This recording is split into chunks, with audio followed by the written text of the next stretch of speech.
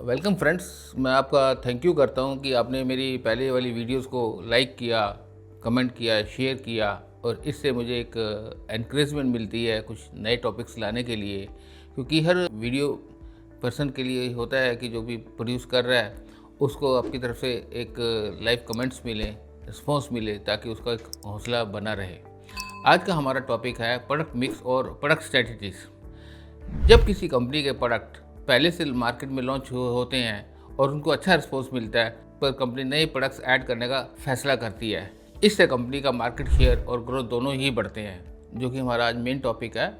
इसका मतलब है कि एक कंपनी के कई अलग अलग प्रोडक्ट्स का होना। अब जब कंपनी एग्जिस्टिंग प्रोडक्ट्स किसी को अच्छा लगता है, कंपनी का अच्छा परफॉर्म करते हैं, तो कंपनी नए प्रोडक्ट्स लॉन्च करती है और इससे कंपनी को फायदा होता है। प्रोडक्ट मिक्स का मतलब है कंपनी के कई अलग अलग प्रोडक्ट्स का होना। जब एग्जिस्टिंग प्रोडक्ट्स अच्छा परफॉर्म करते हैं तो कंपनी नए प्रोडक्ट्स लॉन्च करने की तरफ सोचती है, उसमें नए R&D करती है। जब कंपनी नए प्रोडक्ट्स लॉन्च करती है, R&D करती है और प्रोडक्ट्स में इनोवेशंस को लेके आती है, तो इससे कंपनी को फ़ायदा होता है ज़्यादा से ज़्यादा कस्टमर्स तक पहुंचने के में, सेल्स को बढ़ाने में, रिटेल सेल्स में ज़्यादा शेल्फ स्पेस के मिलने में। उदाहरण के लिए कंपनी अलग अलग प्रोडक्ट्स कैटेगरीज में काम कर सकती है, जैसे jewellery, cosmetics, house hold items. Second point आता है डाइवर्सिफिकेशन का। डाइवर्सिफिकेशन का मतलब है नए प्रोडक्ट्स कैटेगरी में प्रवेश करना।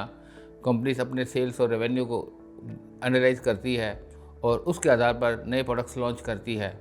यह बड़ी कंपनी जैसे टाटा, हिंदुस्तान लीवर्स, विप्रो और ITC डाइवर्सिफिकेशन का इस्तेमाल करती हैं। इससे इनका मार्केट शेयर भी बढ़ता है। अब नेक्स्ट टॉपिक है इसी में कि प्रोडक्ट्स लॉन्चिंग प्रोसेस। जब नया प्रोडक्ट लॉन्च करते समय कंपनी आमतौर से निम्नलिखित स्टेप्स को फॉलो करती है। न्यू प्रोडक्ट्स लॉन्च करना, कंज्यूमर अवेयरनेस बनाना और कस्टमर्स को प्रोडक्ट ट्रायल देना, ट्रायल को परचेज में कन्वर्ट करना, रिपीट परचेजेस बनाना और रिटेल इन्वेंट्री मेंटेन करना। होलसेल इन्वेंट्री मेंटेन करना, रिटेल स्टोर में सेल्फ सर्विस बढ़ाना और डिस्प्ले भी करना। मल्टी ब्रांड स्ट्रेटजी में कंपनी एक ही कैटेगरी में कई प्रोडक्ट्स लॉन्च करती है।